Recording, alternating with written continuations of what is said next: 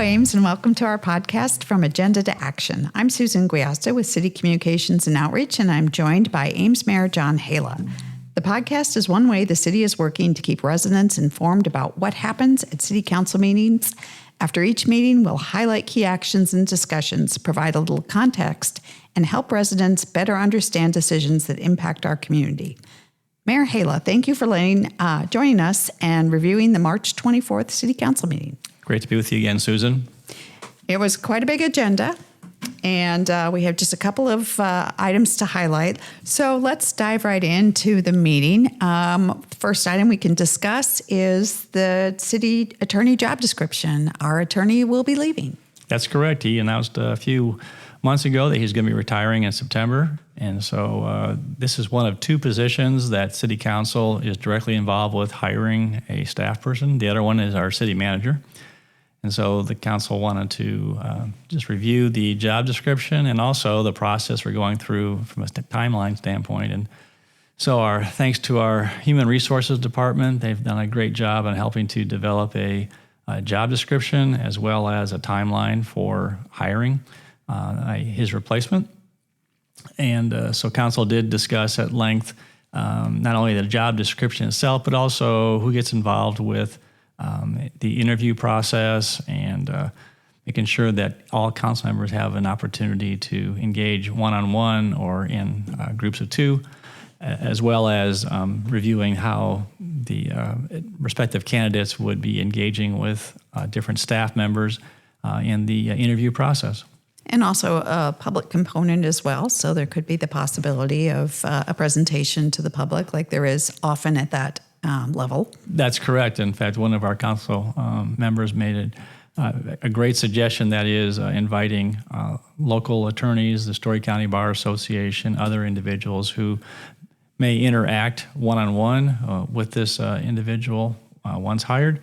And so and the public is invited, will be invited to come and listen to a presentation that will occur typically on the first day towards the latter part of the afternoon. And as the time draws clear, there'll be some announcements made in terms of when a public presentation will be made.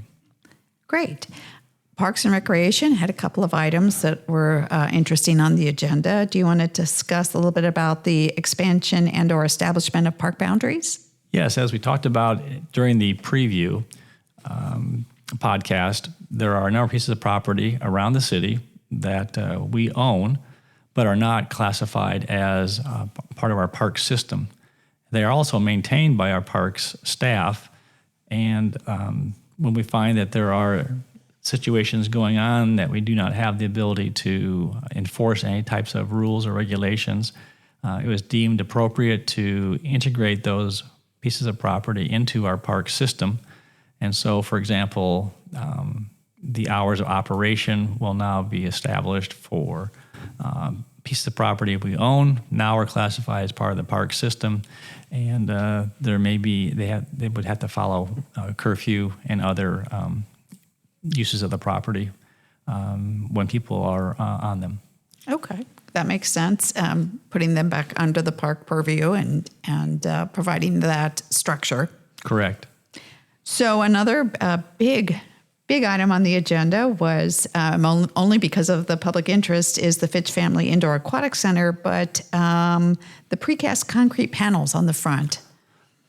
Yes, a number of months ago, staff and the architect and construction manager brought to the attention of council that there was some either discoloration or appearance of blemishes, splotchiness on the face of the precast concrete panels.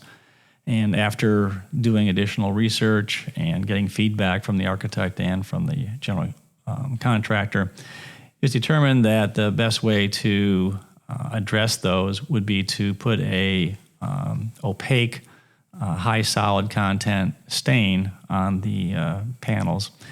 Options included using this stain or receiving a credit back for the cost for installing that. And after having significant conversation with staff following their recommendation, council did vote to go ahead and have the precast concrete panels stained to make them look more uniform in appearance And staff is first going to have them stained on the north side, actually outside of view from the ground, to make sure that the product will achieve the desired end result.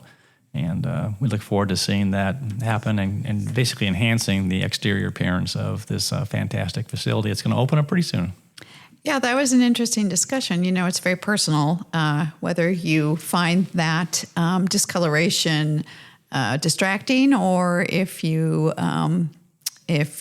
think that it looks okay. And to hear the conversation from the council about it being a gateway project, about wanting the product that was projected and pitched, and wanting it to look like the pictures, right?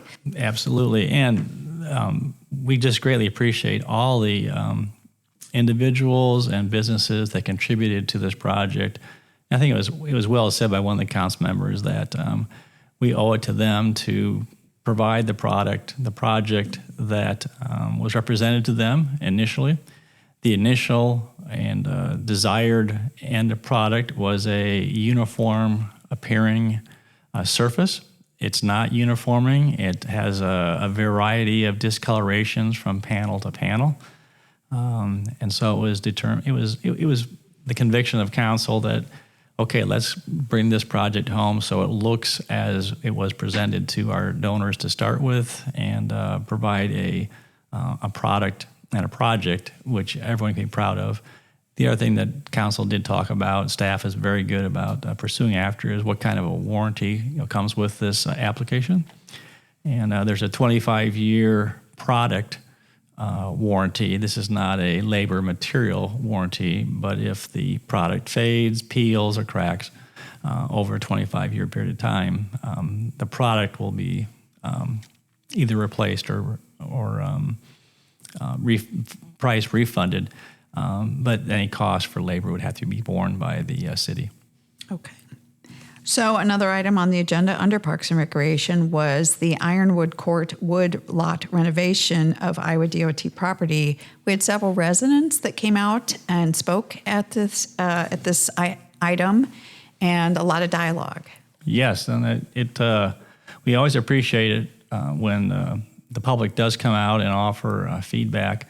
And after a good staff report and robust conversation by council amongst themselves, we received, I think it was 3 or 4 individuals that respectfully and eloquently explained more background to what has happened previously, what the concerns are. And I would say that council greatly appreciated, took into consideration that feedback, and that helped inform their final decision. And so I would just add to, as a sidebar, it's always helpful when people come to council and want to offer public feedback. If they could take time and study the council action form that is posted on Fridays, typically at 5 o'clock, and then share with council what alternative that is listed or what option is being considered is desired or supported by them. That gives council a better idea of what they specifically are requesting. Sometimes people offer very valuable input, but it's really hard to know, are they in support of an option or alternative 1 or 2 or 3. And so while we did have to ask a couple of times, it was helpful to get that perspective, and we appreciated the dialogue and the feedback that was received from our residents. And ultimately, what did the council do on that item? Yeah, the council decided to go ahead and proceed with applying for a grant from the Iowa Department of Transportation to install some evergreen trees along the south side of the property. And I might just add that one of the concerns and topics of conversation with staff was, what are the obligations and responsibility of the city long term in terms of maintaining that property and the planted vegetation, because we don't want to take on something that's going to put a lot of time and effort on staff's part in terms of maintenance over the years. One of the last items I think we should discuss was the award of contracts for the Resource Recovery and Recycling Campus. Yes, the staff, again, did a great job with our construction manager and the different contractors coming up with some value engineering and looking for some ways to find some additional funding to make up the shortfall, but all the contracts were awarded for the project. It's going to be starting on schedule, and we have an official groundbreaking on April 9th at 4 p.m. at the job site.